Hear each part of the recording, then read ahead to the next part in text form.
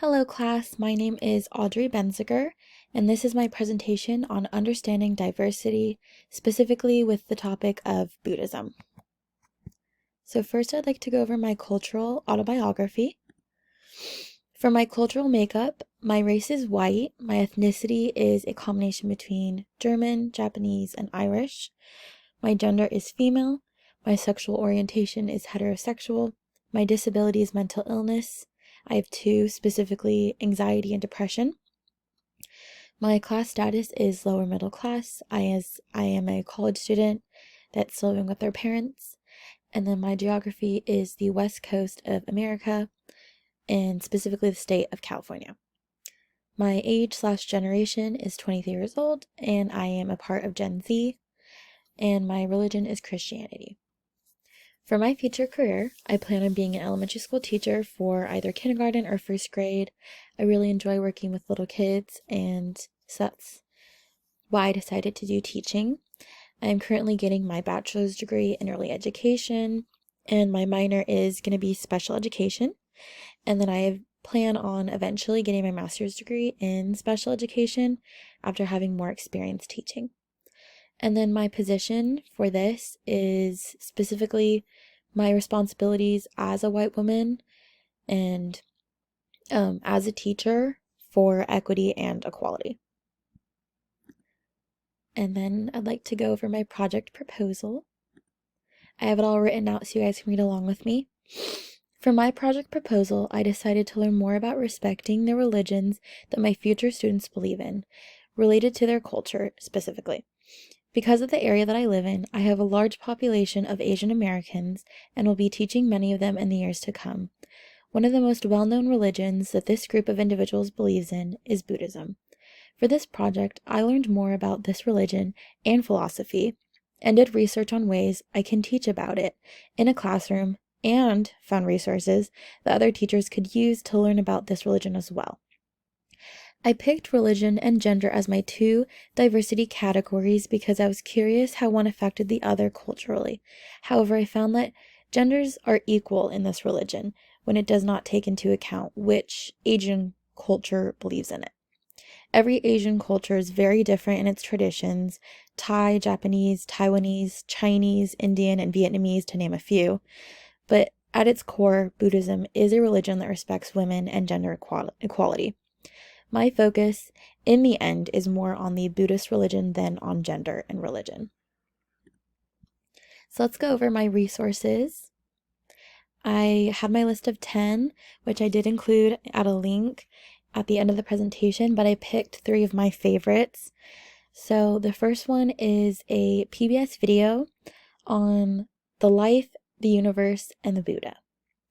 There were no ideas about intersectionality in this resource specifically, or my other 2 as well. So for a I never know how to say this word, sorry, synopsis of this video. This video is a PBS video narrated by John Green that goes over the religion of Buddhism. The video goes over Buddhist beliefs such as the Dharma, which leads to nirvana, which is enlightenment, and the 3 central ideas, which are the Buddha, the Dharma, and the Sangha, which are gone over each in detail. The video is entertaining because of relevant everyday practices, such as having a cup of coffee being compared to reciting mantras every morning like a cup of coffee. As for the annotation of this resource, this video is relevant because it is a good teaching tool on what Buddhism is and the 3 parts of what drives its beliefs and practices. The speaker shares this information very well and makes the video very entertaining by comparing relevant things with Buddhist beliefs and traditions to keep the audience engaged. The intended audience is for students, but could also be for anyone interested in learning more about Buddhism. This resource is for outsiders that want to be informed about this very specific culture. The accuracy is spot on because of the citations that the speaker includes at the end of the video. And as for the application of this resource is helping you learn more about the overall beliefs, practices, traditions, and history of each of the 3 jewels of Buddhism. I will use this resource to help my students understand in detail about this religion and philosophy of life. This video is engaging and interesting, which will help students stay focused on the ideas shown in the crash course. A worksheet could also be included with this video to help keep students engaged on the overall themes and ideas being shown. Oh no. And then for my next resource, I decided to do this article on teaching meditation to children and beginners. And again, there are no ideas about intersectionality in this resource. So for the synopsis of the resource, this article is written for Bear Center for Buddhist Studies and written by Sumi London Kim. Sumi goes over how this approach is specifically for children and written to help them get lessons on mindfulness. These approaches of mindfulness are divided into multiple different sections based on what approach is wanting to be taken. The options include mindfulness in hearing, tasting, movement 1 and movement 2, mindfulness of body, breath, emotional intelligence, everyday life, and is always closed with loving kindness. As for the annotation of this resource is relevant because meditation is a huge part of the Buddhist faith and practice. Meditation is a way that you can calm yourself and realign your mind and body. This resource is very authentic and accurate because it is a part of the Buddhist Studies website, and the writer herself grew up on a Buddhist commune and practiced these meditations at the age of 7. The overall quality of this resource is very well written and organized in section of what you want your meditation to target. Lastly, the application of this resource. This resource helped me understand more ways that meditation can be used for such as hearing or even tasting.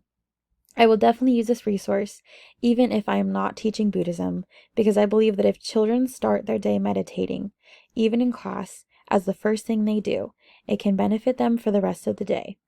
By doing this, children can collect their thoughts and have a minute to breathe and reset their thinking before learning new information during the day. And then for my next resource, I found a really special book because I am going to be teaching kindergarten or first or second grade. I'm going to be teaching young children.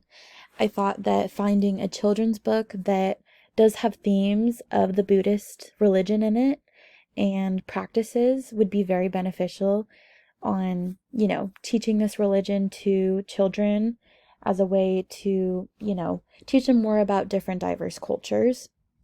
So this book is called It's Okay, and it's by Wendy O'Leary. And again, there are no ideas about intersectionality in this resource. For the synopsis of this resource, this book is by Wendy O'Leary, as I said, and talks about self-compassion and affirmations. The book is about different children in situations where they feel sad, make a mistake, have to do something they do not want to do, cannot do something, their fun plans get canceled, or they are not included, and how each time they say, "It is okay, I love you, and I am with you today." The author also includes at the back of the book more mantras to let children say to themselves when they feel frustrated. As for this annotation of the resource, this book is relevant because it discusses different mantras which are involved in Buddhism. The author shares this information in a cohesive way through repetition with different diverse children who are all having problems but solve them through mantras. The intended audience are young children and are inclusive to all children. The possible connections for the people in my future educational setting will be through self-compassion and teaching young students about how to have it through reading this book. As for the application of this resource helped me learn more about how I can help children learn more about mantras and self-compassion. By having children recite mantras, it can help them in any situation as demonstrated in the book. I will use this resource in my future work as an educator by reading this book to my students and doing a lesson on self-compassion. After reading this book, Wendy also shows an activity for a craft that can be done after reading the book. Creating a paper bag with an image of a growing flower of self-compassion and filling it with ideas that can help improve your feelings would be a beneficial craft after reading this book, especially for young children. And now to go over my big takeaways. By learning more about Buddhism, I have learned how important it is to understand different religions and how beneficial it can be to have lessons with themes of different religions to show children more about diversity and inclusion. By having lessons on Buddhism through teaching about self-compassion, acceptance, mantras, meditation, self-acceptance, and kindness. These children can understand more about this religion or other religions that are discussed. And this is my link to my 10 resources if you want to learn more about it yourself. And that is the end of my presentation. I appreciate you all for listening, and thank you so much.